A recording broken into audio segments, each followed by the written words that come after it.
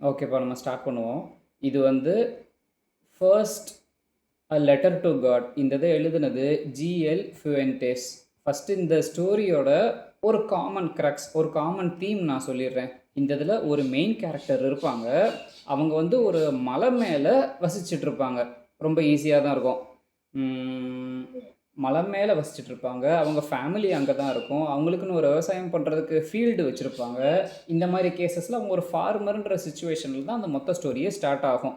அடிக்கடி இங்கே ரொம்ப மழை பெய்யும், ஒரு நேச்சுரல் கெலாமிட்டிஸ் மாதிரி இருக்கிற சுச்சுவேஷன்.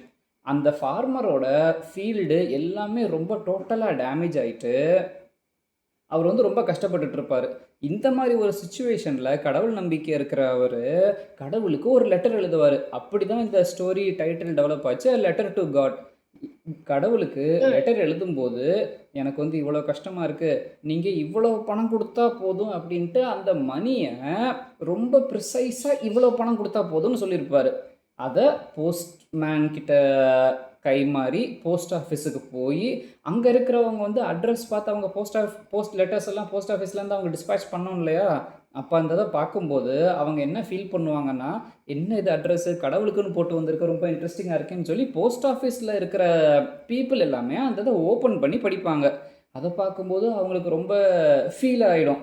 சரி, இவ்வளோ கஷ்டப்பட்டிருக்காரு, கடவுள் நம்பிக்கை இருக்கிறவர், இவர் வந்து ஏமாந்து போகக்கூடாது. அதனால் அவர் கேட்ட பணத்தில் அவ்வளோ பணத்தை இவங்களால ரெடி பண்ண முடியல. அதனால இவங்களால முடிஞ்சது அவங்கக்கிட்ட போஸ்ட் ஆஃபீஸில் வேலை பார்க்குற எல்லாருக்கிட்டையும் சொல்லி கொஞ்சம் கொஞ்சமாக அந்த பணத்தை சேர்த்து திரும்ப அந்த ஃபார்மருக்கே அவங்க பணத்தை அனுப்பி விடுவாங்க. இது வரைக்கும் ஸோ ஃபார் ஸோ குட், எல்லாமே ரொம்ப நல்லா தான் போயிட்டு இருந்துச்சு. திரும்ப அந்த ஃபார்மர்கிட்ட அந்த மணி ஆர்டர் போயிடும். அந்த இதை திறந்து எவ்வளோ பணம் இருக்குன்னு எண்ணும்போது அவர் எதிர்பார்த்த பணம் அதில் இருக்காது, கொஞ்சம் கம்மியாக தான் இருக்கும்.